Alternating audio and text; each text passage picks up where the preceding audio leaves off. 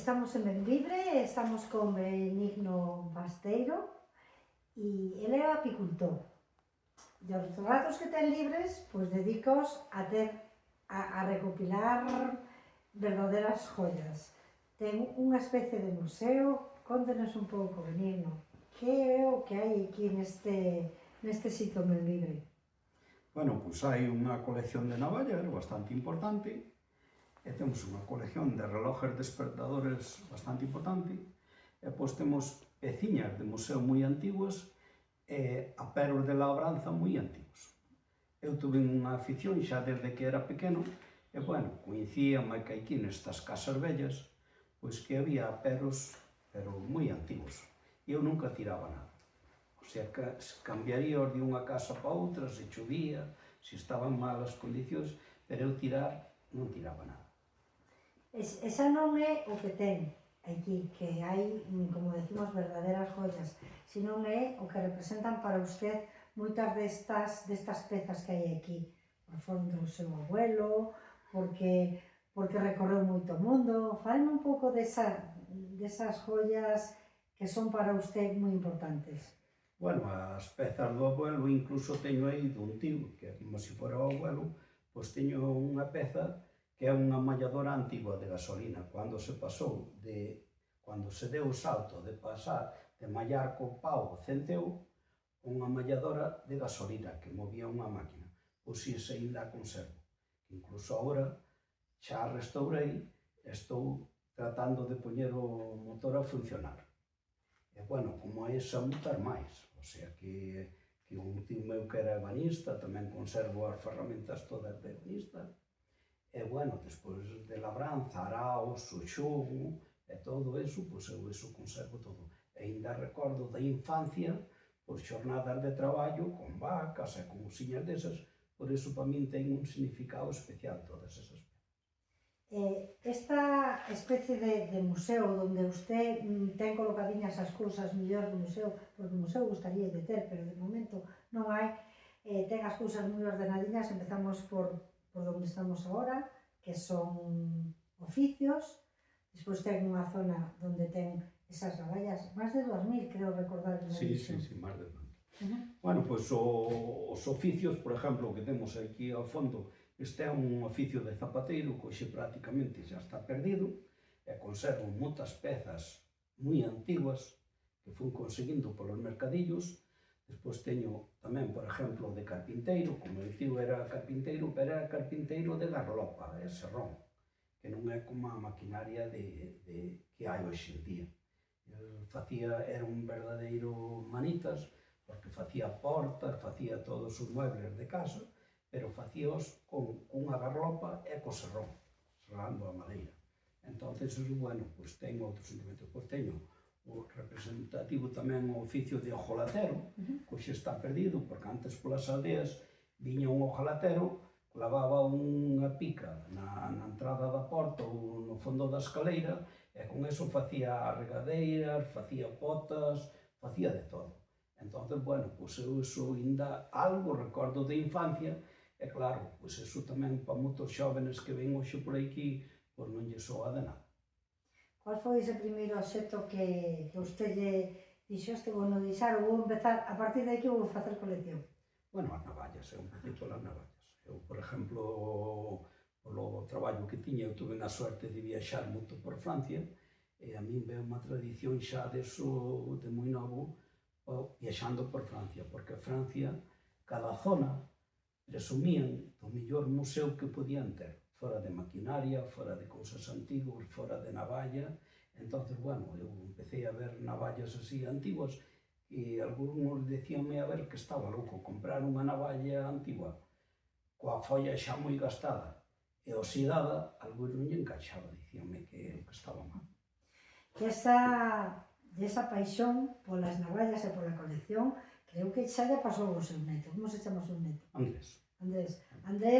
Andrés vai con usted tamén para facer demostracións, e xa ten a súa pequena colección, non? Sí, xa ten a súa pequena colección de navallas, pero, bueno, é o máis fácil que o teño hoxe, é que teño varios netos, pero cando vou de viaxe sempre me gusta traerlle un detalliño. E o máis fácil que teño é co Andrés, porque o Andrés, traíndolle unha navalla, sempre quedo ben. Sempre acerta. Sempre acerta. Estaba dicindo que viaxou, moitos desos obxetos, desos viaxes están aquí. Usted nunca Sí. para, nunca lle para a cabeza. Non, nunca para. Eu, mentres poda, eu vou seguir viaxando e visitando os museos. Que pasa? Que agora moitos anticuarios que están a vender xa son amigos meus. Xa os trato como de familia. Comemos xuntos, falamos, mandámonos whatsapps, incluso estamos nunha rede de whatsapps aí, e bueno, xa é como uns familiares máis. Entonces, incluso se lle entra unha peza que eles ven que saben o que me gusta, pois incluso me pasan unha foto por WhatsApp, pasan o precio e xa lle digo reserva mano máis. Hai obxetos que o mellor pois vai esos rastros e non saben nin que son, non? Que ten que indagar a ver o que é. Como se fai usted con cos obxetos? Bueno, hoxe hai poucas pezas nos rastros que eu non sepa pa que son, porque levo moitos anos e sei bastante pa que son, pero non cabe duda que vexo algunha que non sei pa que son. Pero bueno, hoxe tamén témolo moi fácil, hoxe a través do móvil incluso lle sacamos unha foto e a pasamos a algúns anticuarios que levan toda a vida neso, saben moito máis que a min, porque levan moitos máis anos e é o oficio deles de todos os días. Entón xa me dicen máis ou menos pa que. Quantos anos leva coleccionando? Toda unha vida dedicada a eso. A pequeniña escala, ao principio, pero toda unha vida. Co cual, hoxe, a experiencia xa é grande, non? Bueno, a hora de comprar tamén, se un anticuario ten unha peza que sabe que é única e che gusta, pois, se eres cliente non, pero se non vais a aproveitar. Pero tamén, bueno, eu reconozo que de comprar hoxe a cando empecé teño moita máis ventaxe, eu sei comprar mellor que antes. Además, conóceno, Claro. saben a quen lle venden, non? Non é o mesmo Hombre, que valle eu e no. que me empeñen algo que valle usted que xa o No, conoce, e para non? algúns son moi bon cliente, entón un bon cliente, sea neste negocio, sea noutro, hai que respetalo sempre. Así, a grosso modo. Cuánto de todo podemos ver aquí? Vai moitos miles de obxetos. Hombre, o que os hai é moi variado, de todos Sí. os ramos. Eu hai coleccionistas que coleccionan só un ramo, pero eu aquí colecciono de todo. Porque eu vou a un mercadillo e toda a peza que sea antigua, e toda a peza que me guste, sea do ramo que sea, eu compro. Entón, bueno, aí como teño por varios lotes, pois metería no lote onde lle encaixe. Esa peza. Cuántos reloxos despertadores ten, máis ou menos? Máis de 1000. E navallas? Máis de 2000. Mi madre. E a eso temos de que engadir cámaras de fotos, radios, vamos a pues, ferramentas destas de oficios, e aquí mesmo non sei, pero igual 200 están a miña vista. Entre machetas, pero bueno, aí nas machetas tamén metinme, porque, bueno, para nós, os que entendemos unha macheta feita de ferreiro están xa a acabar. E a macheta boa, hoxe temos grandes fábricas de serie como é Bellota, como é Pino, como outras, pois que fai machetas todos os días. Se vas a un almacén e compras unha macheta. Pero unha macheta feita de ferreiro artesanalmente, que aparece nun mercadillo, esa macheta, se non a colles ese día, dese artesano non a volves a ver máis. E paso mesmo cas navallas, a usted as que máis te atraen son esas artesanas, non? Esas que fai un señor cas súas propias mãos, solo hai esa, son pezas únicas. Son únicas des artesanos. Entonces, bueno, cada artesano nos valorámoslo polo sello que ten. E depois, dentro dos artesanos, cada un ten unha valoración para nós. Uns fabrican mellor e outros máis mal. Entón, o artesano tamén o valoramos por eso, polo ben que fabrica, e o ben que aceira. Porque hoxe de aceiro non se fala nada, pero saber templar un aceiro ben e que teña bon corte, iso é moi importante para un artesano. O non meter nun compromiso, porque é verdade que se lle digo qual fillo quere máis, pero que destacaría, qual é a peza ou as pezas que a usted lle emociona ou destacaría máis de todas estas que ten aquí?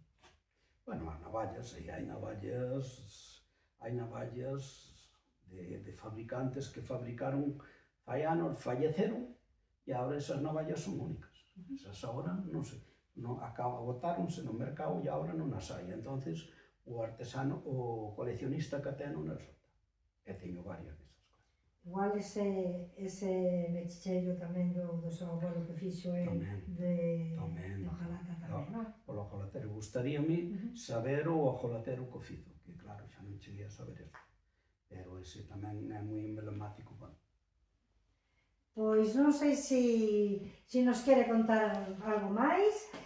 Vamos a facer en 3 programas. O primeiro programa vai ser desta primeira parte, que é de oficios. Despois, nunha segunda entrega, veremos esas navallas, que además hai tamén material de médicos, hai todo o que ten que ver ca luz. Creo que se teñen que quedar, e despois a parte esa de relojes e aperos de labranza. Se lle parece, vamos a ver o que é esta primeira parte e despois seguiremos cas outras. Enséñanos o que é esta primeira parte, que aquí xa vexo eu unhas zocas. Bueno, as zocas non son moito de zapateiro, encaixan dentro do zapateiro e non son moito de zapateiro. Entonces, bueno, pois o de zapateiro facía máis ben, reparaban o calzado, reparábase e facíano, incluso facían. Mira, por exemplo, estas son os galochos, que eran moi típicos en Galicia. Bueno, pois o zapateiro montaba facía o coro e montaba o coiro. Bueno, montaba... Claro, os ojales, para facer ojales, para facer remaches... Os ojales, e pois, bueno, os zapateiros tamén tiñan máquina de coser, o coiro tamén cosía, eso era para cortar o coiro, ali para coselo, e pois cosían moito a man, os zapatos facíanos a man. Sí, claro. Eles tiñan moldes, e pois polos moldes facían o número que querían. E poñáselle o piso... Sí, claro, cada molde tiña un número para facelo polo número que era. E isto para que? Eso é unha órnima, pero eso era, se quedaban apretados o calzado, pois aí ensanchábano, aquela de arriba tamén é. E esta xa é unha máquina de reparar calzado.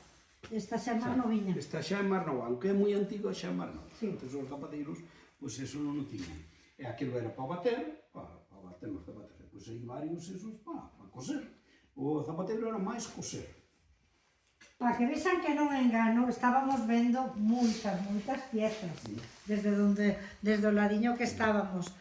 Quantos martillos hai aí? Martillos moitos. E de todos. E de todos os oficios. Aí están representados todos os oficios. Nun destes estudiei eu. Claro. Isto tiña aquí, sigue tendo aí debaixo para meter o ritmo. Teño aí ahora para reparar, pero xa, siguiente estes. De aquí levaba o tinteiro, era blanco. Sí, claro. E as aí... Aquí temos un oficio que este non está representado en ningún lado. Este é un oficio de barrenista, con que rompían antes as pedras. Ahora temos moitas máquinas, máquinas moi grandes, moven unha pedra. Pero antes unha pedra había que romperla para poderla mover. Entón, que facían? Facíanlle un buraco, ca maceta e ca barrena, facían un buraco, despois metíanlle pólvora, atacaban con isto de pólvora, e pois con esa cuchara, se quedaba atascado, volvíanlle sacar a pólvora. E pois, con dinamita, rompían a pedra, e con isto movíanos, se tiña unha faz que movían. Pero este é o sapero do oficio de barrenista. E aquí, que temos? Aquí temos o oficio de hojalatero. Aquí temos varios estañadores, que teñen unha colección moi importante de estañador. O estañador quentábano ao fuego, nunhas brasas, e pois estañaban con eles. E aí temos sopletes, o que usaron despois xa para a chapa máis grande. E ali temos unha máquina de azufre, varias máquinas de sulfatar. De sulfatar. Pero bueno, o hojalatero igual facía unha regadeira, como lle poñían un rebacho, unha pota, se tiña un burato, e facían de todo. Pero o hojalatero era moi emblemático porque viña á porta de casa polas aldeas, clavaba un ferro e con aquel ferro facía. Pero sabe que non ten o desastre. O meu pai era sastre. Como non? Ten sastre aquí. Como non vou ter o desastre se tiño a máquina do meu pai arriba na bordilla? Mi por non madre. baixar a pai. Pois hai que baixar. Que Unha non teño singe. sitio. Unha singe. Non teño sitio. É unha singe. Sí. Meu pai foi sastre toda a vida. Pois o meu tamén. O meu pai, o meu E tío, o meu abuelo. ainda me fizo coser a mí. Ainda me fizo coser, que odiaba coser. E por fun a mile, que eu ainda fun dos que fixen a mile, Sí. compañeiros rompíanse os pantalós, por aí que eu tiña que coserlos. Que bien. Pero eu Pois eu ainda teño a mesa de cortar, as tixeiras. teño todo, teño a tixeira do meu pai aquí. A ver, yo... É das boas. O meu pai non andaba ao malo. Sí. E non andaba ao malo. Na E mesa a miña mãe cosía tamén, e ainda teño a máquina de lá arriba tamén. Menino, moitas gracias por enseñarnos todo isto que ten aquí, todas estas joyas, todas estas maravillas, que además creo que sería importante hasta que viñeran os nenos para saber como se facían antes as cousas e para que isto non se perda.